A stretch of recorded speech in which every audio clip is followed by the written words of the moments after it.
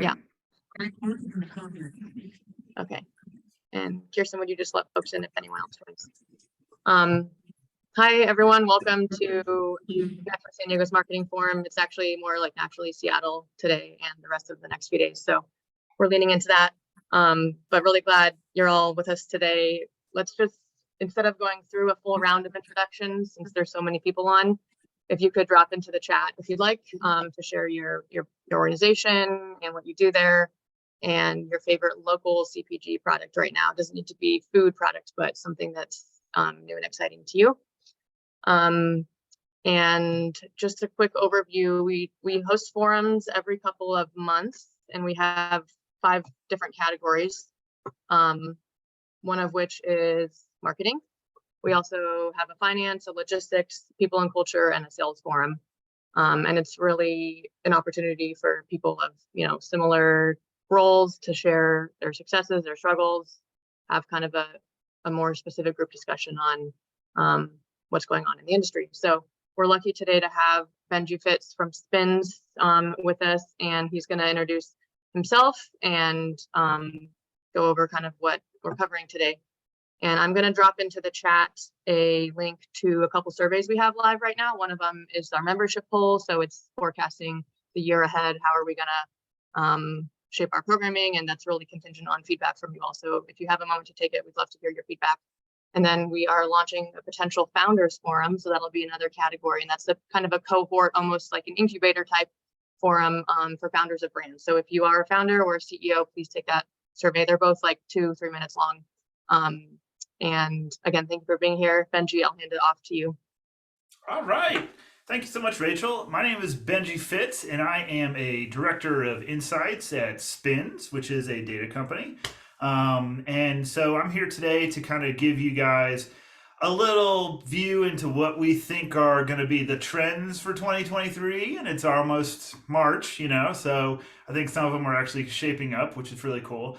And then I'm going to kind of pivot and talk a little bit about how to successfully kind of use data in a presentation, whether that's like a sales story or a pitch deck to investors or, whatever you want to do with data. I'm going to show you how we use it and how we educate our clients on how to successfully use it. So I'm going to share my screen here and dive into our presentation. And if you have any questions, type them in the chat and Rachel will intercept them and we can kind of talk about them in real time. So that'll be cool. I'm here to help answer anything you got on your mind, want to be a good resource for you guys. So yeah, let's get started. So I'm going to share my screen here and go into presentation mode. Right. Okay, hold on one second. I'm going to share screen 1. There we go. All right. Can everyone see my screen? Yes. Okay, all right. So let's talk about what kind of predictions that Spins is seeing for 2023. So these were actually put together not by me, but my colleague Scott Dicker, which some of you have actually may know. He's one of our marketing analysts for Spins, very active on the speaker circuit and all that stuff. But he put this together for us, so I'd like to just share with you the highlights of it. So Spins, the things that make Spins different is its depth of attribution, right? So we have data, about UPCs and all that sort of fun stuff, but on all of those UPCs, we attach attributes, whether that's like organic or non-GMO or 100 calories of whatever sugar. And so we have all these things in the database there, and a lot of them are like diet or label claim based. And I just want to share with you today about how they're kind of doing. And there's one standout in this mixture we have right here. So our natural stalwarts, Right. True. Non-GMO, organic, B Corp. Certified plant-based, even certified MSC, Marine Stewardship Council. They're all doing pretty good. I mean, they're all positive, which is good, But the real standout in terms of these labeled attributes that I want to focus in on today is upcycled. So I don't know if you guys kind of know what upcycled is, but basically this, this is like a certification from the Upcycled Food Association, and it highlights upcycled ingredients and products that are procured and produced with like surplus food or food byproducts, right? So things that would be normally put into the waste stream. So this has like a verifiable supply chain, which is really cool, has a positive impact on the environment, and people are responding to it. You know, the year-over-year growth for this, for this attribute is 21%, which is like in this climate actually really, really good. So where are we seeing these products? You know, we're seeing them in frozen desserts like Diana's bananas right here, even things like pet treats. It's growing, you know, quadruple digits, probably because there's not a lot of items there, but in fruit spreads, jams, and jellies, you know, we see with this Chia Smash brand. So it is kind of an attribute that's growing across the grocery store, which is always a good thing and a sign of a healthy kind of like groundswell of support, which is really, really cool. So moving on that same note and token of sustainability, we're kind of seeing that there are some shifts in consumer purchasing behavior away from things that are considered to be a little bit wasteful, like, for example, pod cup systems, aka K-cups, right? You know, like the coffee you drink at your doctor's office, right? So we're seeing like a lot of switching going on from like standard ones that people just like are one-time use and throw away. Those are down 10%, whereas the recyclable ones are actually up 18% in growth, which is really, really cool. And then in terms of just actual beverages instead of just coffee, you know, we're seeing that glass bottles, glass packaging is actually taking quite of a hit, you know, down almost 20%. Glass is not the most recyclable thing in the world in a lot of municipalities. I live in the land of enchantment, New Mexico, and in my community, you cannot recycle glass, which really stinks. You have to like... in Mexico and you can't recycle glass. Yeah. So you basically kind of need to like put it in a special box and then haul it down to a special container and, you know, go out of your way to do it.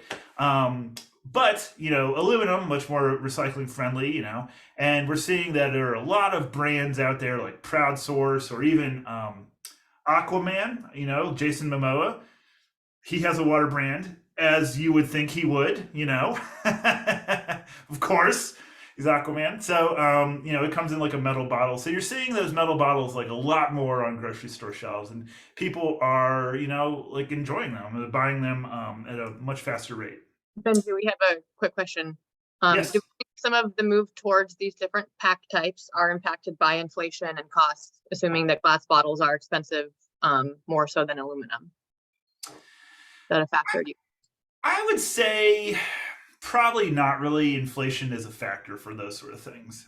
You know, like these sort of things, like the often the packaging, and especially when it comes to water, doesn't really impact the price too much anyway. You know, I mean, maybe plastic might be a little bit cheaper, but I wouldn't say that's a huge driver in this sort of thing. I think it's people just kind of like saying to themselves, I mean, a lot of these aluminum waters are new, you know, so that's like cool to people and they want to try something new.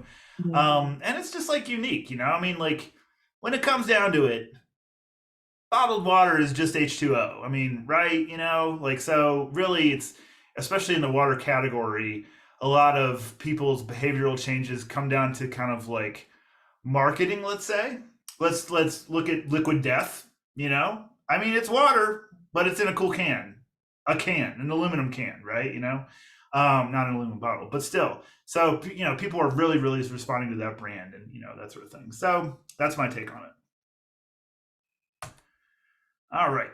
Let's talk about kind of diet claims. So, you know, Spins tracks a lot of different types of diets like keto, Whole30, you know, vegan, vegetarian, pescatarian, and paleo, right? And we have a couple different ways that we track paleo, but we are seeing out of all those kind of diets, a return to paleo. Like people are kind of like rediscovering this because I think for a lot of people, paleo is like less of like a lose weight thing, like how keto may like sometimes can be, you know, and more of like a clean for my body thing, you know, and maybe even better for the environment sort of thing in some regards, right? You know, so, you know, and also paired with that, we're seeing that these specifically kind of like grain-free paleo products and grain-free attributes are also, you know, growing pretty strongly, which is like actually pretty interesting. One of these like highlight brands that we have here is Kevin's, which you can see is gaining traction everywhere from Sprouts to like, probably Costco, right? There's these kind of cleaner snacking items like from the new Primal. We have these turkey sticks over here that have 0 sugar. They're paleo, keto, and Whole30 because it's just a stick of meat, and it has like a lot of protein, but with no antibiotics. They're kind of crossing a lot of territory here, checking a lot of boxes, and doing pretty well, and people are resonating with that. So big takeaway here, cleaner food. People are, enjoying that a little bit more.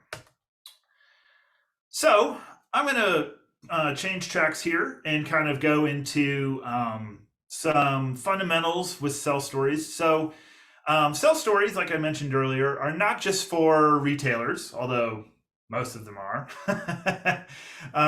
They're also for like investors, right? And so, the art of a sell story is kind of blending two things together.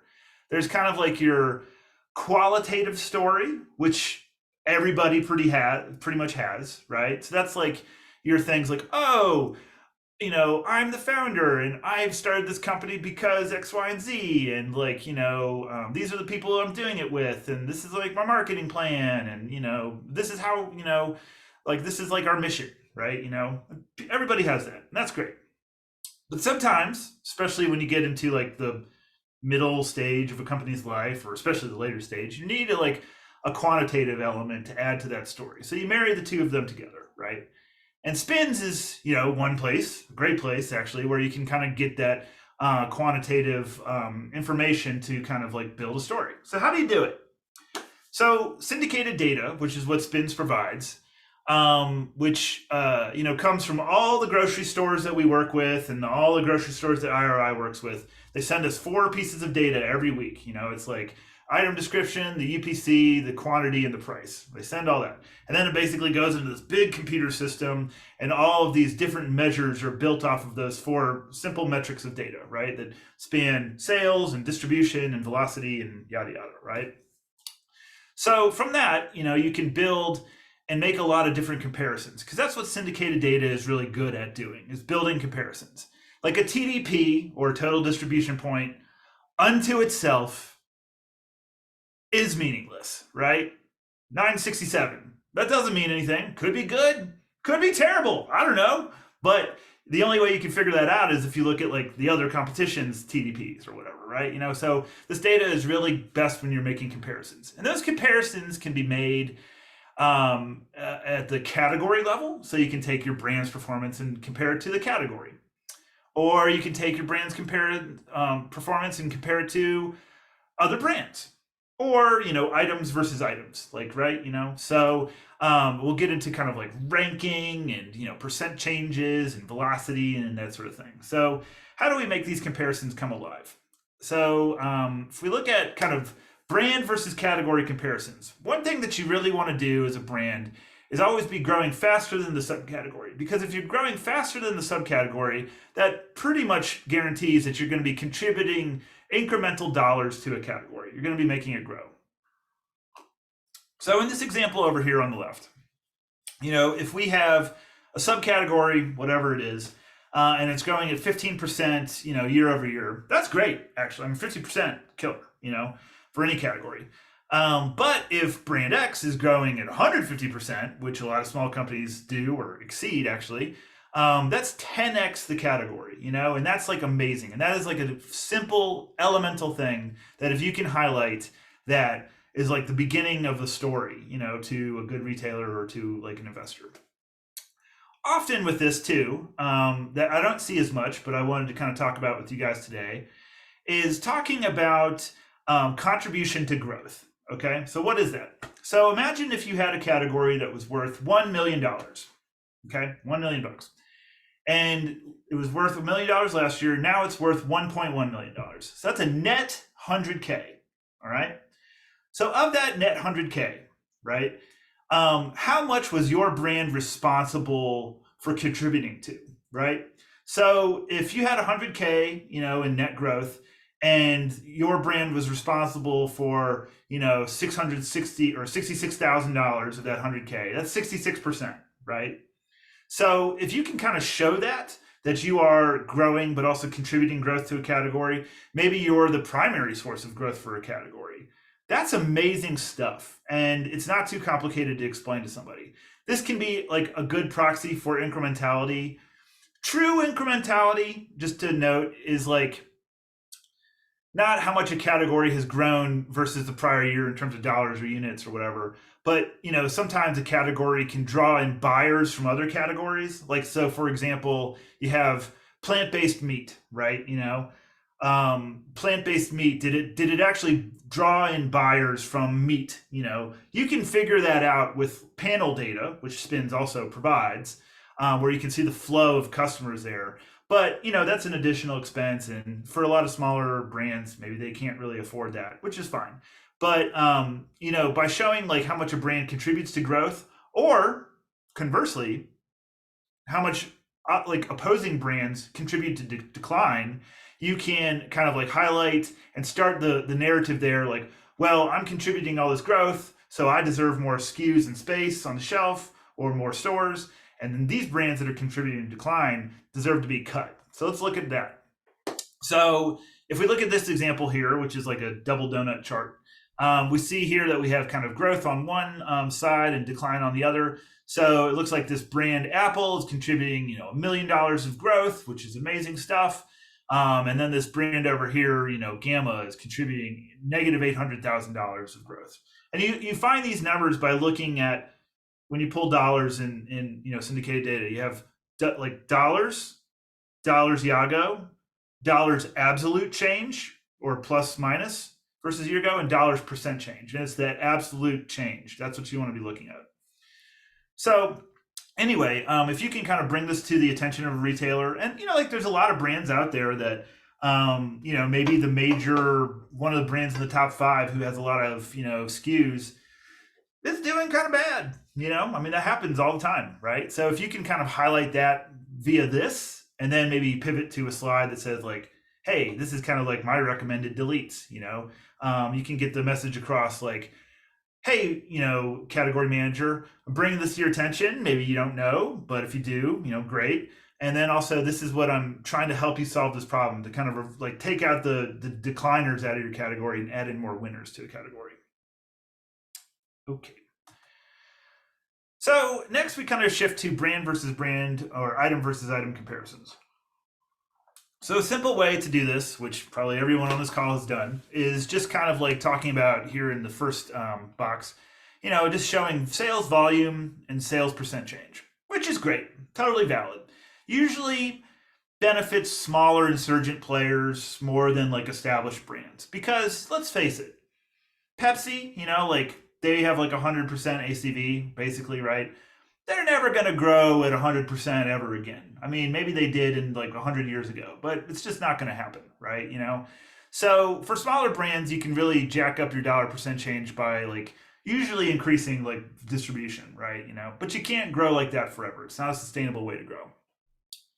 However, one metric that's a lot easier, a lot more bulletproof, and harder to pick apart than dollar percent change is velocity. So what is velocity? So in like our daily life, we consider velocity as like miles per hour. Okay, so like distance over time, and that's velocity, right? In the CPG world, it's sales, whether it's dollars or units, divided by some metric of distribution. Okay, so sales over distribution. That's basically what velocity is. And there's a lot of there's 4, maybe 8 actually, ways to measure velocity. There's dollars TDP, dollars sales per point, dollars sales per million, and average weekly dollars per units, or average weekly units per store selling per item, right? Which is generally the most understandable, right? So, velocity is really great if you can highlight how your brand has a higher velocity, or AKA turn rate, than the competition. That's just easy stuff, and you can't really argue with that. It just sells more. People buy it more frequently. That's what that means. It's awesome. But there's some caveats to velocity that you should really take note of. So first of all, if your max ACV, which, okay, nerd alert here, what is ACV? It's a number between 0 and 100, and it represents what percentage of the market you are selling in over 52 weeks. Okay. And it's the maximum value over that 52 weeks.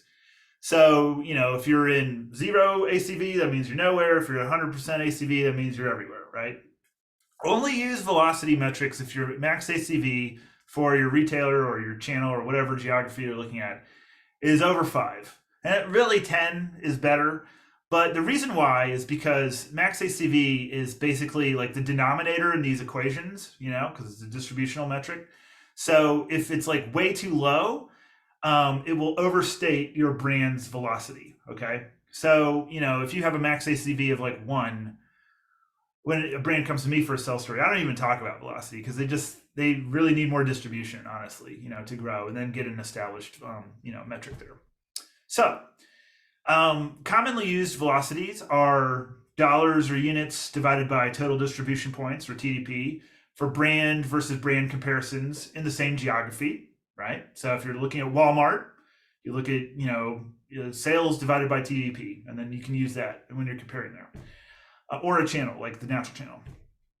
If you want to compare velocities between different geographies, like if you want to compare velocity between Kroger and, like Walmart or something like that, you should use dollars sales per million, right? Or you can use dollars sales per point. That's a pretty popular one. So sales per point is dividing your sales by max ACV. And how is that different from total distribution points? They're both points, right?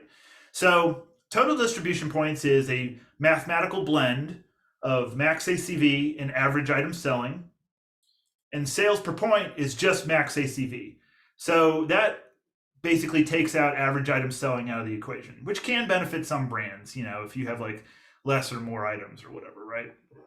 But, you should always use a velocity metric that's your audience understands, because nothing puts a hitch in your giddy up so fast and having to explain a measure to somebody, So, a good default is just average weekly units or dollars per store selling per item, Surprisingly, for the way that it is, it sounds like, oh, you just divide your weekly units by store selling and then your items and whatever. Actually, the real math equation for an accurate number is kind of more complicated than that. It includes max ACV and blah, blah, blah, blah. But really, that's a great metric if you just want to use, it to talk to somebody that they just need to understand that. So the last thing I'll say for velocity is, well, what should I use, dollars or units? I mean, either. But if your brand's average retail price is higher than the subcategory's ARP, so if your price is generally on the higher end, then dollars will probably make you look a few ranks better. And if it's the opposite, then use units, because it's more of a volume game. So, any questions there? All right, I will move on. Before I get into this slide, so in January, we had a big spins meeting in Chicago. Everybody kind of came together. It was great. And we had a big panel discussion. And one of the panelists was the Senior Vice President of Merchandising from Foxtrot Market. So Foxtrot Market is pretty cool store if you guys haven't been to it. But, it's like a fun little trendy kind of convenience-y store sort of thing, but really, really neat and growing very quickly. And so this gentleman, he had worked at Target before and other retailers, has a lot of experience here.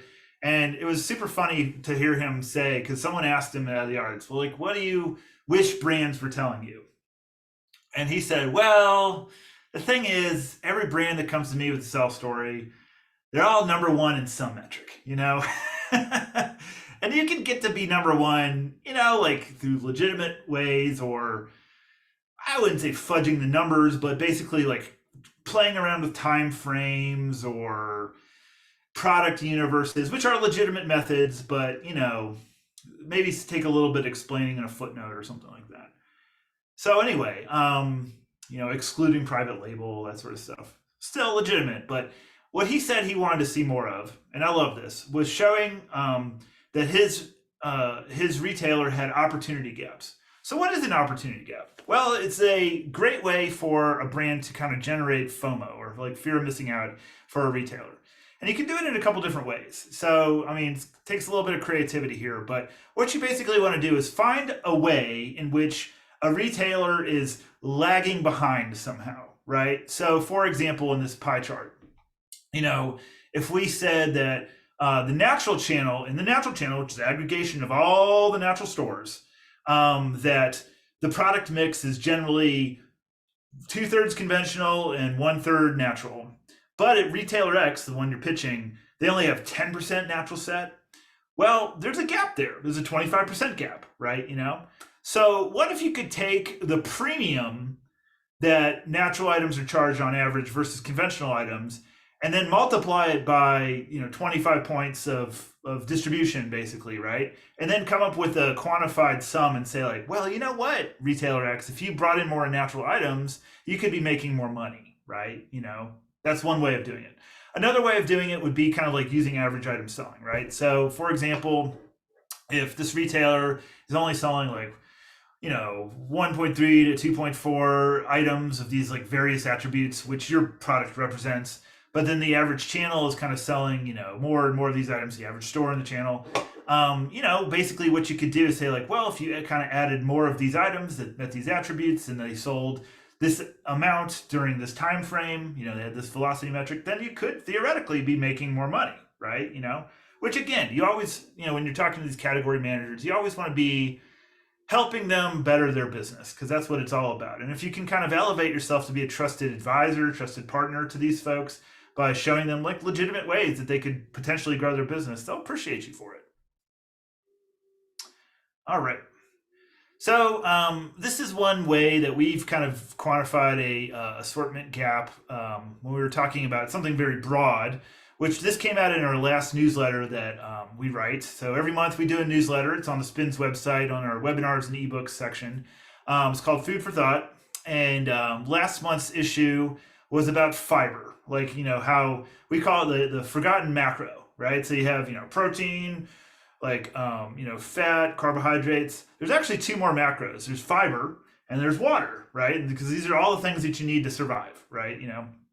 And fiber, I think for a long time had this reputation as like, oh, it's like Metamucil or my grandma drinks it or whatever, but really it's super important to have a good like gut health, and it's like really, really important to live a healthy life. And the fact of the matter is that, both women and men are severely like, underdoing their intake of fiber, by like a lot actually. So like the current high fiber market, is worth, something like $6 billion or something like that. But if we could kind of actually make the gap to, have people buy 50% more fiber items, this market could double to $12.3 billion, So lesson here, drink more Olipop, eat more, broccoli and stuff like that. Beans, very good for you. So, yeah. All right, so next I'm going to pivot into geography kind of analyses. So, like I said, panel data is a great way to get kind of like geographic information, that sort of thing. But, without panel data, we have kind of these regions of the country. So our conventional channel can be broken into 8 regions. Our natural channel can be broken into 8 regions. Conventional channel can even be broken into markets, which is really cool. But there's 8 for both. And of course, they don't match because, that's just how it is. But they're different for each one. But if we look at kind of how these channels are broken out, we can divine some really, really good insights by using something called a category development index. Okay. So what is a category development index? So basically, it's follow the math here. Okay. So for each region, and this category is frozen plant-based hot dogs. So a little niche in the natural channel. Okay. So these are our natural channel regions. So for each region, we see the sales for frozen plant-based hot dogs, and then we see it for the total, like the sum of all the regions, right? So we have our sales, and then we have our number of households. So that's the max number of households. And then we have our dollars per household, which, in this case is kind of low, right? Because we're talking about frozen plant-based hot dogs. If we're talking about like diapers or something, it'd be like $60 per household or something. So it varies quite widely about what you're looking at. But you take your dollars, you divide by your households, you get dollars per household, and then you divide each region's number here by the total channel number. And then you'll get this kind of metric that you multiply by 100, okay? And so basically this gives you an index. And this index tells you that relative to the population, which regions of the country overpurchase frozen plant-based hot dogs and which regions underpurchase frozen plant-based hot dogs. And how can you use this information? Well, if you make frozen plant-based hot dogs and you have a retailer opportunity in the Pacific Northwest and you have a retailer opportunity in the Southeast, let's say it's like, PCC or something, and then Publix down here. I mean, all things being equal, right? Because they're not equal, but you should probably go with wherever the value is higher, right? Values over 120 are considered significantly higher. Values under 80 are considered kind of like underperforming. So we see here in the Northwest, frozen plant-based hot dogs, they are crushing it. People in Seattle, Boise, Spokane, whatever, definitely eating a lot more frozen plant-based hot dogs than the average American, And in the Southeast, it's not happening down there. So all things being equal, this is where you should probably prioritize getting retailers, putting your marketing spend, that sort of thing. So it can be really good type of analysis that you really only need 2 metrics for, and they're pretty simple to calculate. So how does this come to life in a sell story? So here, this was a brand that we were working with that was approaching a very big retailer, and they made both juice and wellness shots. So, good stuff. And so we looked at the conventional channel and we said, well, which regions are over purchasing juice and wellness shots? And it turns out to be kind of California and the Southeast. Okay. Yeah. Juice wellness shots. Yeah, that makes sense. All right. Pass the sniff test here. But then we went down to the market level and we said, within those regions, which markets are actually overperforming too? Because for conventional data, we can look at the markets. And we can also value the size of the market, see how the market's growing and all this sort of stuff. And so we found out that for both juice and wellness shots, the red things here are markets where they're both overperforming in juice and wellness shots and doing very, very well. So we said to them, you should probably prioritize, like, if you're going to get a trial at a retailer, try getting in these stores, because it seems like those would, the data suggests that those would be the strongest to get a foothold in and be successful. All right. So the next part, I'm just going to go through quickly some example slides that we've worked with for clients over the past couple of years. I think that they're just kind of like fun, different ways to kind of visualize data. Some of them are a little bit more creative than just pasting in a table from Excel. Yuck. So I want to show that to you guys, and we'll have some time at the end for questions here. So first one's pretty simple. But basically we had a client that made kind of like shredded plant-based chicken. And, the plant-based market, there's a lot of press about how it's kind of doing poorly at the moment, which, as an aggregate is true. But if you kind of dive down and look at the animal types, quote unquote, used within, this thing, yeah, pork and beef are both down, but chicken doing really great. And then we kind of dive into the product types within chicken, and we find that shreds and pulls, which is like the primary source of their business, is just crushing it, and beating out like your typical just plant-based like, nuggets and stuff like that. So just using 2 attributes highlighting that this brand is like kind of on trend and growing. Another one, so kind of like taking a broad look. So we had a client that made like probiotic food, right? And probiotics used to be, it started off as like this little pill that cost $30 for a jar of them in the refrigerated set, in the middle of the grocery store with all the body care and stuff. But now probiotics have like broken out and become like much more popular across categories. Not even just like, yogurt and kombucha, right? But you're finding it in like, water, Baby Bell cheese. I mean, it's like right on the frickin' package right there, like front and center.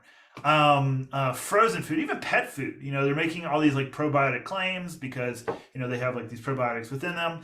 So the big takeaway here is taking a big scan across kind of like the grocery, frozen, refrigerated, even pet departments, and seeing like how a single attribute is kind of growing across food and beverage and pet in this case. And that can kind of build a case that there's a groundswell of support kind of like, building towards, like this functional ingredient or so on. This one, very simple, using one metric from Satori and one number that we had to dig up on the internet because we don't actually track number of ingredients in each SKU. But basically, we had a brand that was their big claim was they only have 4 things in their stuff. So we made a simple correlation, not a causal relationship, but a correlation here that some of these selected big brands that are in plant-based ice cream have a lot of ingredients, like in this case, 28, and they're kind of in decline. Whereas, brands that have like a smaller amount of ingredients are doing exceptionally well. The other thing I love about this slide is when we created this, I think my son was like 4 years old. And he came into my office and I showed him this slide and I said, okay, which ice cream do you want to buy? And he said, the big one. So, whenever you can just like grab the edge of your little picture and make it a little bit bigger than the competition, highlight it a little bit, you should do that too. This one was an interesting work for a client. So the challenge here was this client made kind of like artichokes that were like processed. Like normally you'd find them in like the pickle and olive set in the grocery store in the grocery department. And they were kind of developing this new SKU that was meant to be put into produce department, right?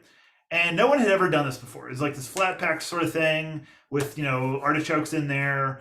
And we looked at the data and artichokes kind of like across departments were kind of doing poorly or whatever. So we couldn't use that information. And, so we had to be a little creative here. So we said like, okay, well, if you're in the produce department and you have kind of like a 3 ways to get artichokes, right? You can get them, just buy them, straight out of the bin, or sometimes they come in this like fancy bag, okay, that's cool and actually an innovation. But if they had this like third option there, because maybe people don't want to spend all this time, prepping an artichoke and cooking it. So we kind of like had to use non-syndicated data to show that this product, which had no sales because it's new, and like a lot of people are in that boat, your product has no sales because it's new. We had to kind of like think a little bit more creatively and out of the box about how, what the advantage of this product in a department could possibly be. Last couple ones here. We had a brand that they kind of did seasonal kind of like November, December style kind of like cookies, but they were looking to kind of break out of that a little bit and, kind of develop flavors for other months. So this one's kind of interesting where we took 13 periods of data, or basically, a year's worth of data month by month. And we looked at which flavor of cookie peaked at which time of the year. We had to make this big matrix out of it.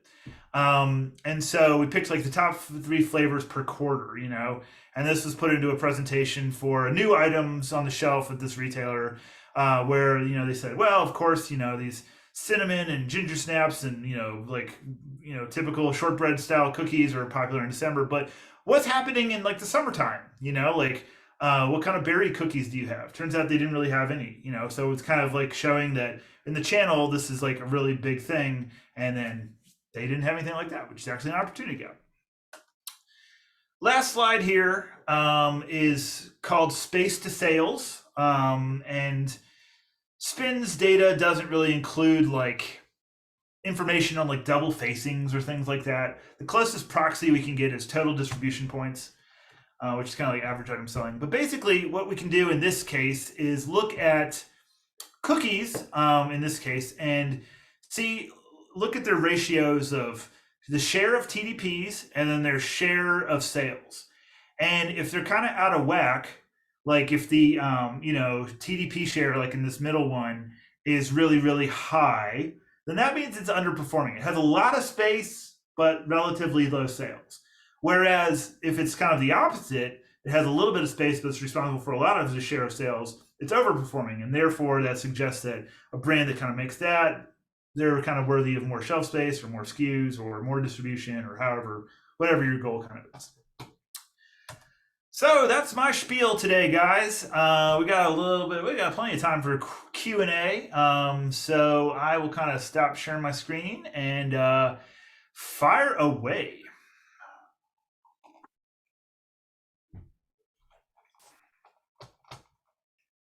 Chat, grab the microphone, whatever. Send me a friend request on LinkedIn, whatever you want to do.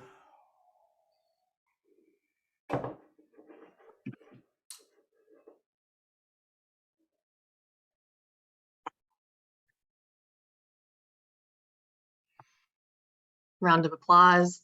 Well, I have a question if no one wants to ask anything. Hi, my name is Alea Rivera. I'm the co-founder of Crumb Cheese. They're wafer cookies made with natural ingredients only. Okay. They're vegan, sugar-free, and this is a Mexican snack originated, but I want to bring it to the US. So right now I'm just I have different points of sale, but just like in local coffee shops, gyms and juice bars, I haven't knocked any doors in like to be a retail, but I know that's something I need to do. Right now I have 4 flavors. And right now that you were talking about the shelf space, I know that's something really important if I want to knock doors, would you recommend to like, I was thinking of a box with the 4 different flavors and just like have 16 wafers in a package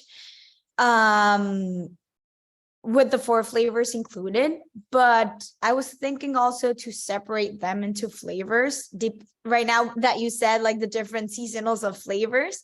So that's a concern to me, or like I'm very small into like all that you were mentioning right now, but either way, Okay.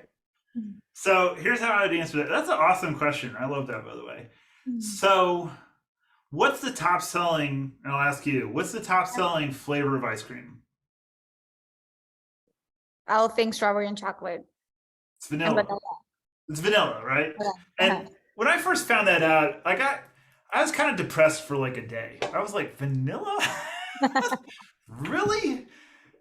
But okay, like that's legit.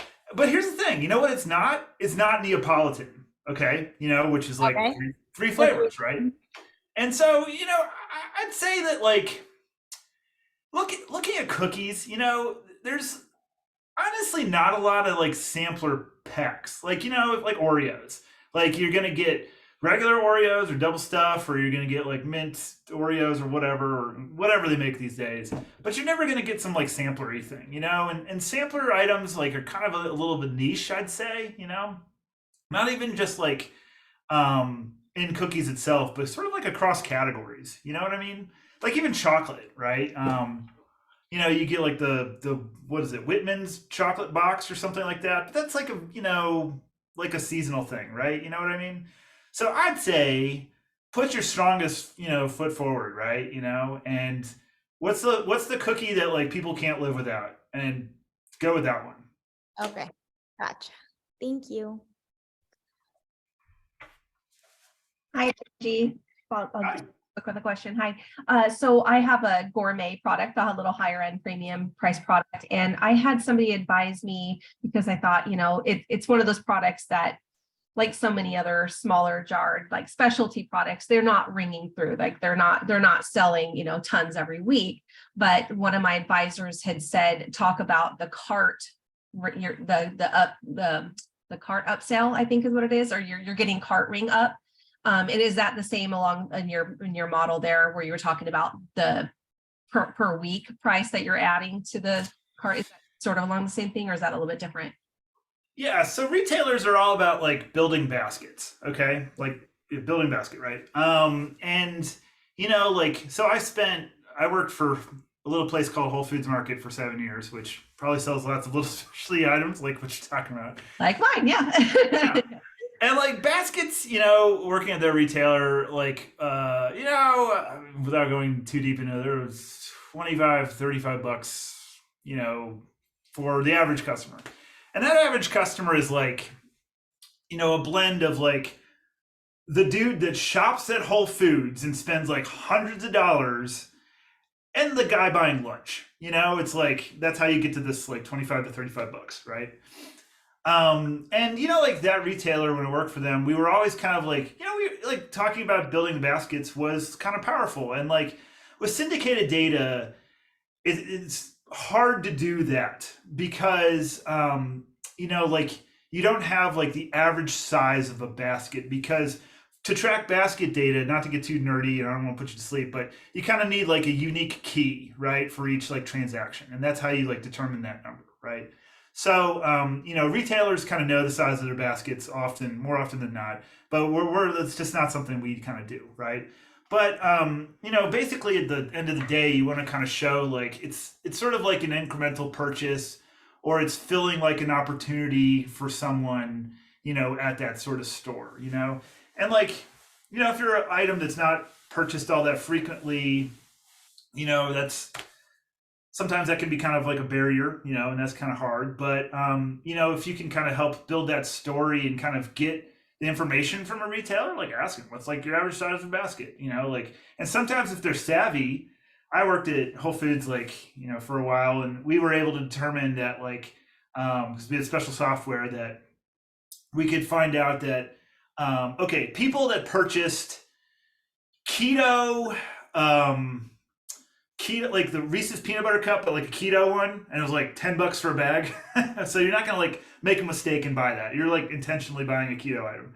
The keto people tended to have, the people that bought that had like $80 baskets, because they were like bought into this diet, and so like if you can, make friends with the category person, if they have that level of savviness, I'm gonna say not a lot of them do, but that's one way to kind of get at that sort of thing there.